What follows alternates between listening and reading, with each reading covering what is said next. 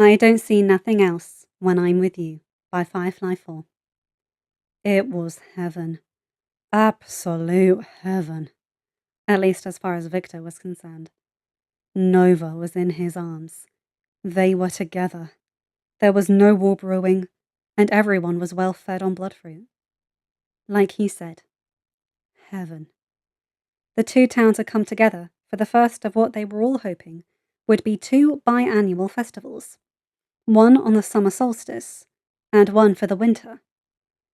The Daywalkers loved to celebrate the time of the year where the sun was at its brightest, while the vampires loved to commemorate the darkest night of the year.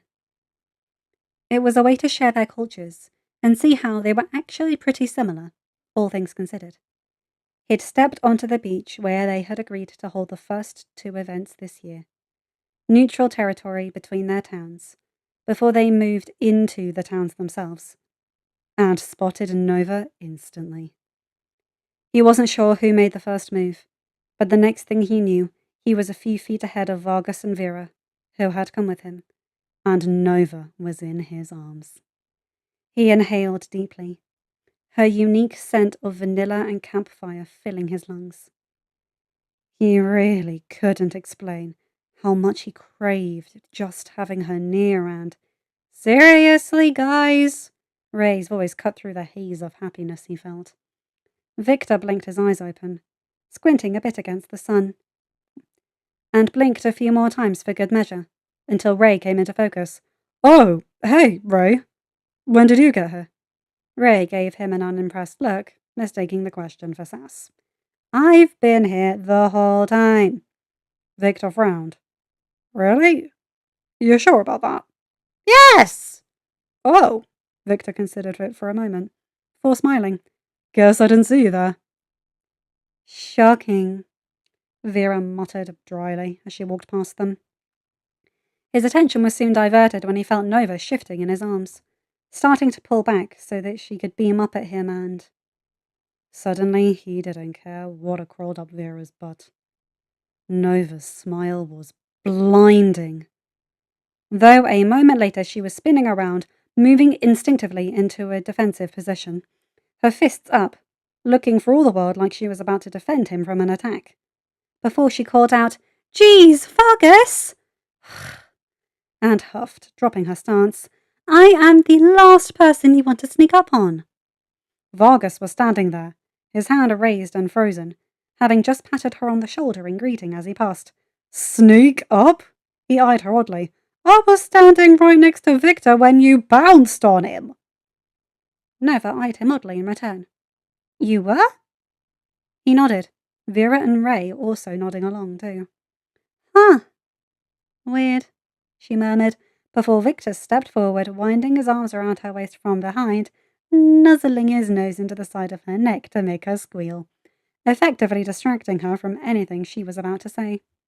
She spun around in his arms, her own winding behind his neck, the two beaming at each other, lost in their own little world. Vera rolled her eyes at them. "I swear," she huffed, crossing her arms, "sometimes I think he could be on fire, and he wouldn't notice as long as Nova was around." Ray snorted, before a thought crossed his mind. "Wanna test that theory?" He held out a hand, conjuring a fireball. "No." Vera gave him a look, before glancing at the ball, then Victor, and back.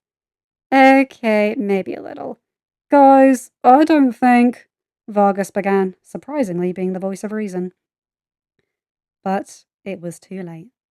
Ray shook his head, minimizing the fireball's size to that of a pea, and flicked it over at Victor, catching it on the edge of his cloak/jacket. And, shockingly, he really didn't seem to notice anything at all, not even when the flames began to grow. "So, when do we tell him he's on fire?" Vargas asked, though both Vera and Ray seemed genuinely curious as to what point Victor would actually notice. But when the flames got high enough they began to lick at Victor's elbow, that was where he drew the line. "Shoo!" Vargas squeaked, quickly conjuring some wind and shoving it at Victor. The first thing he could think to do, sending his friend to the ground with Nova, just in the right way that he landed on his side on the sand, snuffing out the growing fire. Ow! Victor huffed, hurrying to his feet and helping Nova up, checking she was all right, first and foremost. Vargas, what was that for? You were on fire! Vargas snapped, both irritated, but also actually really concerned. It was like the two of them didn't see anyone or anything else when they were together. And, as Ray had proved, that could end up being really dangerous. Really? Victor frowned, looking down at his side, and spotting that a piece of his jacket was charred and missing now. He rubbed his elbow, as if just noticing now the heat had been tickling it, how the skin had grown a little more pink. I thought I felt a bit hotter. Nova, who had quickly looked at the pink spot to determine if he needed treatment for a burn, just pressed a kiss to it in apology for his injury, relieved that it was just heated, and not actually to the point of damaging or burning him. When he spoke, she couldn't help but let out a small giggle. You're always hot, she teased him. Victor just grinned right back at her. I'll show you hot, he muttered, reaching out to pull her forwards, claiming her lips in a kiss. Vera, Vargas, and Ray all let out a simultaneous groan as the two left the real world yet again, for the one where only they existed. End of chapter. Hi guys, hope you enjoyed that one. Oh my god. Seriously, these two are gonna kill me.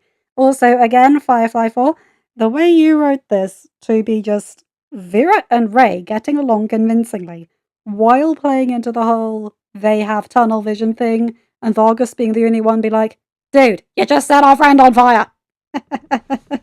Anyway, you guys know the drill.